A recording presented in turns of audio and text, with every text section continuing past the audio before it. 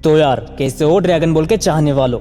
दोस्तों क्या होता अगर गोकू की जगह वेजिटा को एक पोर्ट में बैठाकर उसे किसी और प्लेनेट पर भेज दिया जाता, ठीक वैसे ही जैसे बारडोक ने गोकू को स्पेस पोर्ट में बैठाकर स्पेस में छोड़ दिया था। और क्या होता अगर गोकू की जगह वेजिटा पूरी ड्रैगन बॉल हिस्ट्री में पहली बार सुपर सैयन फॉर्म को अचीव करता और गोकू की जगह वेजिटा फ्रीजा को प्लेनेट नेमेक पर हराता।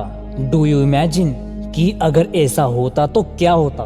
वेल दोस्तों, आज की ये जो वीडियो है वो बहुत ज्यादा स्पेशल है, क्योंकि आज के इस वीडियो में हम ड्रैगन बॉल यूनिवर्स की एक ऐसी अल्टरनेट टाइमलाइन के बारे में जानेंगे जहां पर 6 लेजेंडरी सुपर सेयंस का जन्म होता है, जिसके अंदर एक वेजिटा भी होता है। तो चलो मेरे भाई लोग, बिना किसी देरी के अपनी आज के इस वीडियो को कंटिन्यू करते हैं। कहानी की शुरुआत स्पेस से होती है, जहां पर फ्रीजा की शिप स्पेस में ट्रैवल कर रही होती है। तभी हम फ्रीजा को देखते हैं। फ्रीजा अपनी फोर्स के साथ एक बड़े से मॉनिटर पर वेजिटा प्लेनेट को देख रहा होता है। फ्रीजा वेजिटा प्लेनेट को देखकर बहुत ज्यादा परेशान होता है, क्योंकि उसे जिस बात का डर था वो बात उसे बार बार सता रही थी, क्योंकि इस टाइम तक किंग कोल्ड की भी डेथ हो चुकी है।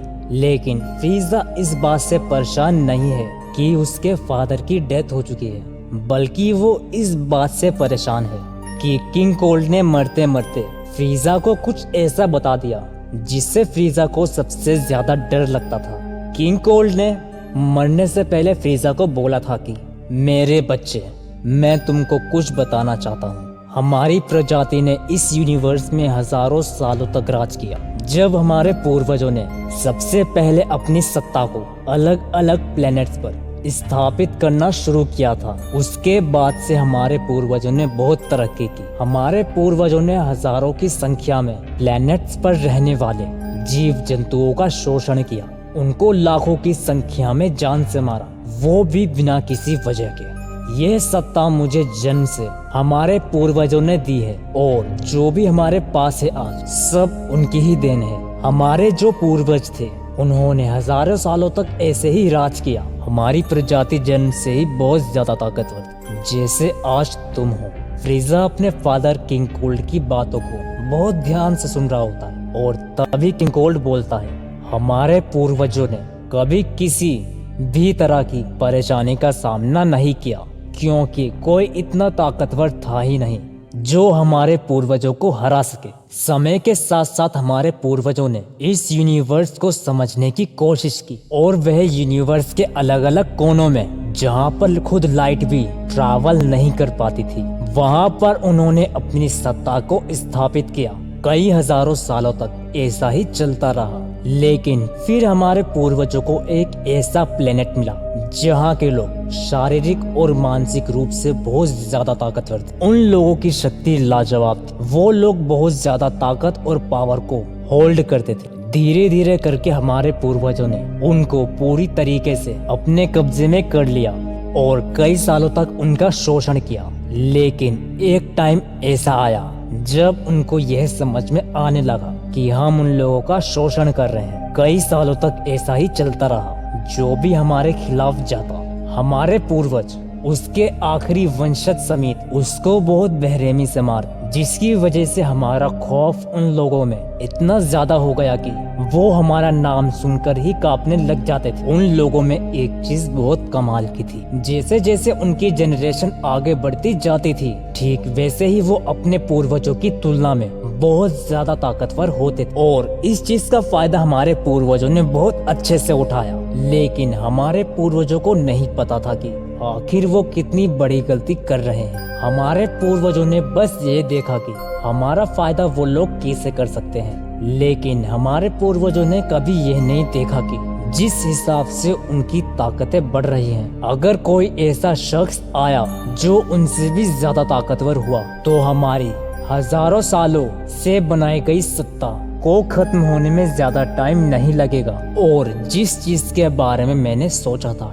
ठीक वैसा ही हुआ। जन्म हुआ एक ऐसे शख्स का जिसके अंदर से रोशनी निकलती थी।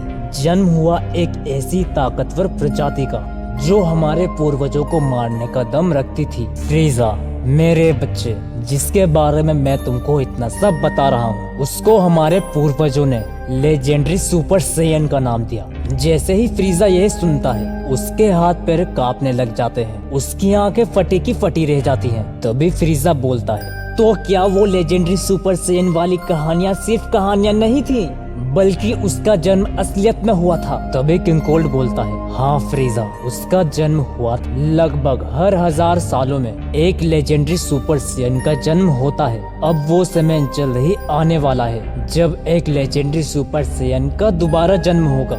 सबको लगता है कि यह बस एक काल्पनिक कहानी है, बल्कि ऐसा बिल्कुल भी नहीं है। इसके पीछे की असलियत कुछ और ही है। हमारे पूर्वज बहुत ज्यादा बुद्धिमान थे। उन्होंने जानबूझकर इस कहानी को एक काल्पनिक कहानी में तब्दील कर दिया, क्योंकि अगर यह बात उन सैयंस को पता होती कि उनकी प्रजाति बहुत ज्यादा स्पेशल है और वह बहुत ज्यादा पावर और पोटेंशियल को होल्ड करते हैं, तो दोबारा कोई लेजेंडरी सुपर सैयन आ जाता और हमारे साम्राज्य को बर्बाद कर देता। मेरे बच्चे, हमारे पूर्वजों ने समय समय पर इस नॉलेज को अपनी आने वाली जनरेशन को बताया है। मेरे फादर ने यह बात मुझे बताई थी और अब मैं यह बात तुमको बता रहा हूँ। अब यहाँ से मेरा काम खत्म हो जाता है। अब तुमको यह बात अपनी आने वाली जनरेशन को बतानी होगी। यह बात बोलकर किंग कोल्ड अपना दम तोड़ देते हैं। इस बात को जानने के बाद फ्रीजा के पसीने छूट रहे होते हैं और उसके दिमाग में अपने फादर की बात चल रही होती है कि 1000 साल जल्द ही पूरे होने वाले हैं और जल्द ही दोबारा से एक लेजेंडरी सुपर सैयन का जन्म होगा। इस बात को जानने के बाद फ्रीजा की नींद उड़ जाती है। फ्रीजा बोलता है, मैं इन सैयंस के प्लेनेट को ही खत्म कर दूंगा। ना यह जिंदा होंगे और ना इनकी जनरेशन आगे बढ़ेगी।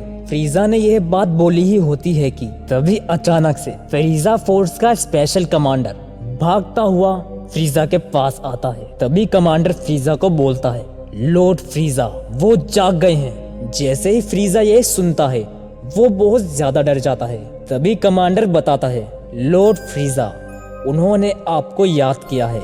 जैसे ही फ्रीजा ये सुनता है, उसकी सांसें अटक जाती हैं। तभी फ्रीजा अपने पोर्ट्स को चलने के लिए तैयार करने के लिए बोलता है, जिसके बाद फ्रीजा अपने पोर्ट में बैठकर वहां से निकल जाता है। वेल दोस्तों, आज की तुमको स्टोरी कैसी लगी मुझको कमेंट बॉक्स में जरूर से बताना, और मुझे तुम सब बताना कि मुझे इसका पार्ट 2 लाना चाहिए या नहीं चाहिए, और आखिर अब क्या होता है आगे। आखिर कौन सा ऐसा शख्स है जो जाग गया है। और फ्रीजा ये सुनते के साथ ही बहुत ज्यादा डर जाता है। और आखिर वो कौन से ऐसे 6 लेजेंडरी सुपर सैयन है जिनका जन्म अब आगे इस कहानी में होने वाला है। ये सब हम तब जानेंगे जब तुम इसके नेक्स्ट पार्ट की डिमांड करोगे। तब तक के लिए बाय बाय, खुदा हाफिज।